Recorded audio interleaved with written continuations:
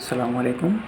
আজকে আমি যে বিষয়ে কথা বলবো, স্বৈরশাসনের পতনের পর আহ, আমাদের দেশে সোশ্যাল মিডিয়ায় অনলাইনে সবথেকে বেশি ছড়ানো হচ্ছে বা ভাইরাল হচ্ছে যেগুলা, তার অধিকাংশই গুজব।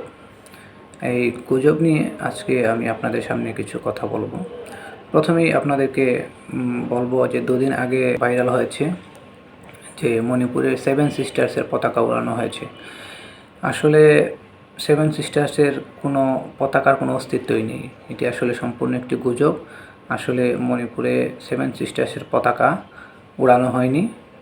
রিউমার স্ক্যানার তাদের পেজে তারা পোস্ট করেছে, আপনারা দেখবেন। এই পেজটি অত্যন্ত নির্ভরশীল এবং বিশেষ করে গুজব বা ভুল তথ্যর স্ক্যান করে ওরা সঠিক তথ্য বা ভুল তথ্য নির্ণয় করে থাকে।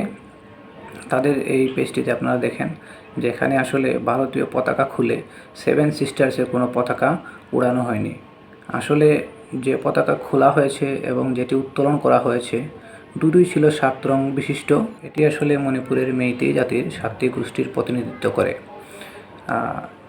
এটা একটি গুজব রটানো হয় এবং গতকালকের একটি ভাইরাল হয় একটি গ্রুপ থেকে যে আসিফ মাহতাবকে শিক্ষা মন্ত্রণালয়ের উপদেষ্টা হিসাবে নিয়োগ দেওয়া হয়েছে। যমুনা টিভির একটি ব্যানারে এটা পোস্ট করা হয়। যমুনা টিভিতে খবর নিয়ে জানা যায় যে আসলে একটি ফেক নিউজ। যমুনা টিভি থেকে এরকম কোনো নিউজ প্রচার হয়নি। মূলত শিক্ষা মন্ত্রণালয়ের উপদেষ্টা হিসাবে দায়িত্ব পালন করছেন ওয়াহিদুদ্দিন, বর্তমানে দায়িত্ব পালনরত। আর এটি একটি গ্রুপ থেকে ভাইরাল করা হয়। এটি একটি গুজব। রিউমার স্ক্যানারে এটা দেখে নিতে পারেন আপনারা। একটি গুজব হচ্ছে তামান্না আক্তার ইয়াসমিন নামক একটি ফেক আইডি থেকে পোস্ট করা হয় যে আওয়ামী লীগের হয়ে বাইডেনের সাথে সাক্ষাৎ করেছেন ইউএইর একজন মন্ত্রী এবং ভারত, চীন এবং রাশিয়ার উপর ভরসা রাখতে বলা হচ্ছে। তিনি আওয়ামী লীগের হয়ে কথা বলেছেন। ভারত, চীন এবং রাশিয়া আওয়ামী লীগকে আবার পুনরায় ক্ষমতায় বসতে সাহায্য করবে, এরকম ফেক একটি নিউজ ভাইরাল হয়, যেটিও একটি গুজব। এটাও যাচাই বাছাই করে জানা গেছে যে এই আইডিটা একটি ফেক আইডি এবং এই ফেক আইডি থেকেই এটি পোস্ট হয়। পাকিস্তান থেকে আসা পেঁয়াজে পাথর, এটিও একটি গুজব যা ভাইরাল হয়ে যায়। আসলে পাকিস্তান থেকে যে পেঁয়াজ আসে সেগুলিতে কোনো পাথর পাওয়া যায়নি। এটি 3 বছর আগের একটি ঘটনা।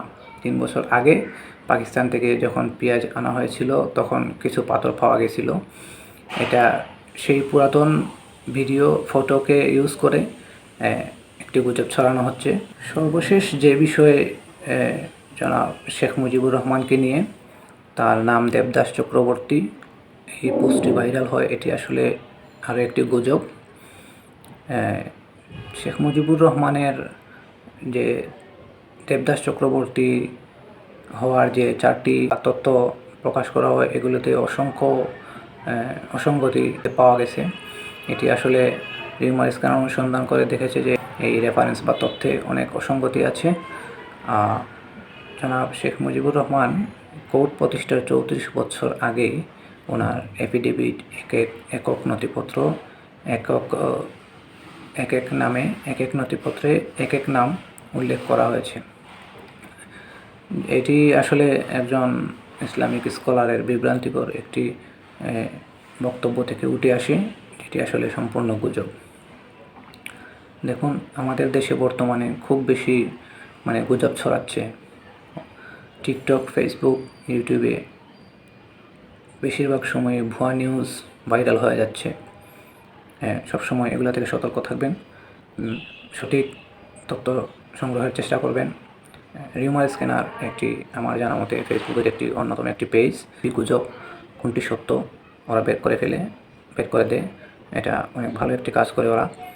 গুজব অনুসন্ধান করে ওরা সত্যটা উদ্ঘাটন করে এবং ভাইরাল বিষয়গুলোতে কোনটি সত্য কোনটি গুজব সুন্দরভাবে ওরা প্রকাশ করে, অনুসন্ধান করে। আপনারা সবাই এই পেজটিতে ফলো দিয়ে রাখবেন, এই পেজটিতে চোখ রাখবেন। ভালো থাকবেন।